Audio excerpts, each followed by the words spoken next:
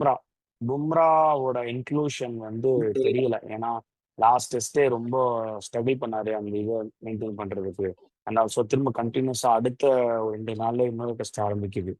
அதனால எனக்கு அவரு வந்து கஷ்டப்பட்டு அவரு வந்து விக்கெட் எடுத்து குடுக்கணும்னு இல்லாம, அது எல்லாமே இது வந்து பிட்ச்சுமே கொஞ்சம் கூட அசிஸ்டன்ஸே இல்ல.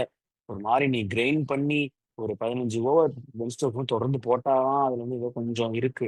அண்ட் அவராலயும் தொடர்ந்து 15 ஓவர், 10 ஓவர் ஸ்பெல்லாம் போடவே முடியாது. போட்டா இன்னொரு 7, 8 மாசத்துக்கு வந்து இன்ஜுரி, இல்ல ஆப்ரேஷன், சர்ஜரின்னு அவரோட சர்வீஸ வந்து நம்ம லூஸ் பண்ணிடுவோம். அதனால என்ன பொறுத்தவரைக்கும் நான் பும்ராவுக்கு ரெஸ்ட் குடுத்துருவேன். இப்படிதான் லாஸ்ட் டைம் பிஜிடில நான் தப்பு பண்ணோம். லாஸ்ட் ஒரு மேட்ச வந்து டிரா பண்ணா வந்து வி கேன் டிரா பை 2-2 அப்படிங்கிற மாரிலாம் யோசிச்சு பண்ணோம். அந்த தப்ப இங்க பண்ணக்கூடாது. ஆ பும்ராவுக்கு ரெஸ்ட் குடுத்துட்டு பிட்வீன் ஆகாஷ்தீப் அண்ட் ஹர்ஷ்தீப் யார் அவைலபிளா இருக்காங்களோ போட்டு ஆடிடலாம். ஆ அன்ஷுல் கம்போஜுக்கு இன்னொரு ஒரு சான்ஸ் குடுப்பேன். ஸோ மேபி ஃபர்ஸ்ட் டெஸ்ட்டு அவர இப்ப தூக்குனாலும் பெரிய பிரயோஜனம் இருக்காது. ஏன்னா ஆல்ரெடி நெறைய ப்ரூவ் பண்ணி உள்ள வந்திருக்காரு. அட்லீஸ்ட் இன்னும் ஒரு மேட்ச் தான் இருக்கு. அதுக்கு ஒரு சான்ஸ் குடுக்கலாம். அண்ட் ஏன்னா 10 விக்கெட் தான் போச்சு. மொத்தமா 10 விக்கெட் தான் போச்சு. அதுல 6 விக்கெட்ட ஸ்பின்னர்ஸே எடுத்துட்டு போயிட்டான். 4 ஜடேஜா, 2 வாஷிங்டன் சுந்தர்.